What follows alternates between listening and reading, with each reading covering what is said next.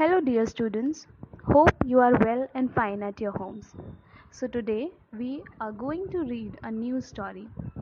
This short piece of story is taken from the book The Wonderful Wizard of Oz by L. Frank Baum. It is a story about a young girl called Dorothy who is carried away by a storm to the magical land of Oz. There she has many adventures on her journey down the yellow brick road. Along the way, she meets some strange new friends. Among them are a talking scarecrow and a tin man.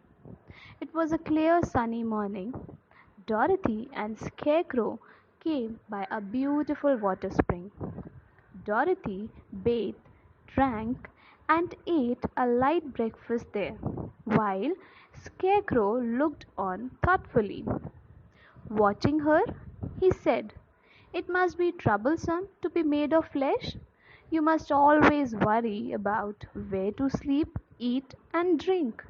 However, you also have brains, and it must be wonderful to be able to think properly." So, children, have you seen a scarecrow? A scarecrow is made of straws and old clothes, and it is used by the farmers to scare the birds so that the birds do not come near the crops and destroy them or eat them. So when Scarecrow met Dorothy, he asked her, "It must be wonderful that you have brain and you are able to think properly." Why did he say so? He said so because he also wished for a brain.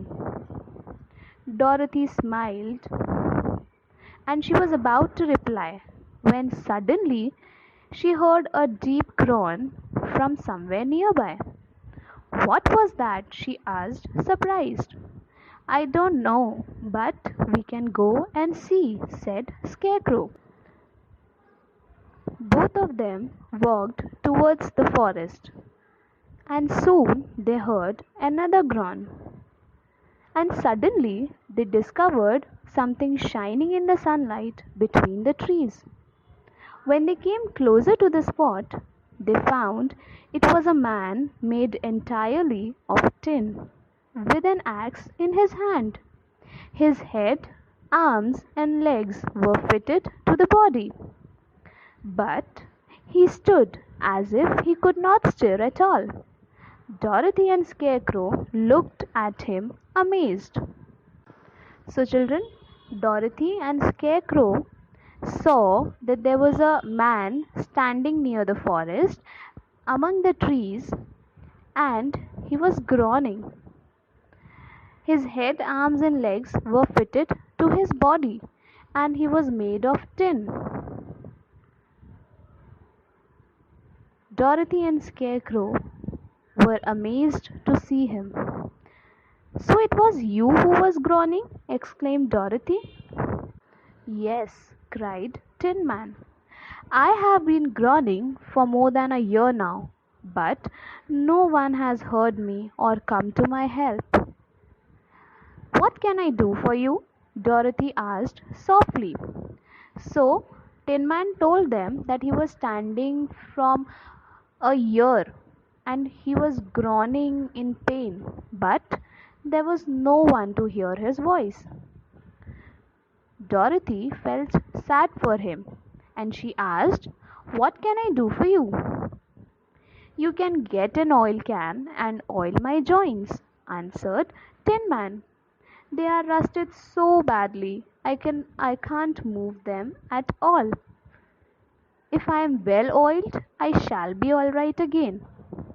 He pointed to a hut at the edge of the forest and added, "You will find an oil can on my cottage shelf." So Dorothy wanted to help the Tin Man. So Dorothy wanted to help the Tin Man, and she went to the cottage and brought the oil can to oil his joints. Dorothy came back with the oil can and asked, "Where should I start?" "Oil my neck first," said Tin Man. As Dorothy began oiling it, Scarecrow held his tin head and moved it gently from side to side till it worked freely. Tin Man now gave a sigh of relief. "This is great comfort," he said. "After this, if you oil the joints of my legs, I shall be able to walk again." So Dorothy and Scarecrow oiled his legs till they moved easily. Tin Man felt grateful and politely thanked them for their help. "I might have stood here forever if you hadn't come along," he said.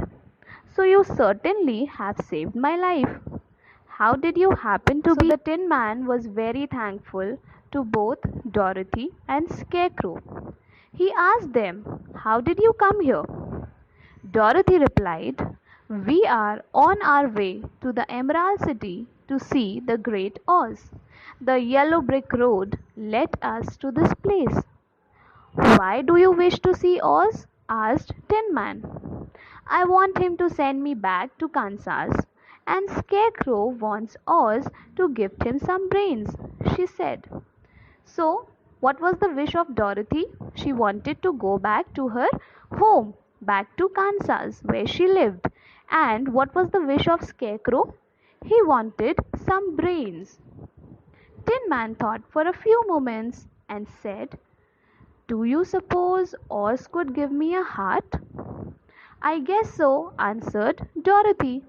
"It would be as easy as to give the Scarecrow brains." "True," said Tin Man. "If you will allow me to join your party, I will go to the Emerald City and ask Oz for my wish." So Tin Man also wished for a heart, and he asked them if he could also go along with them. Dorothy and Scarecrow agreed, and all the three of them cheerfully went along, marching towards the Emerald City.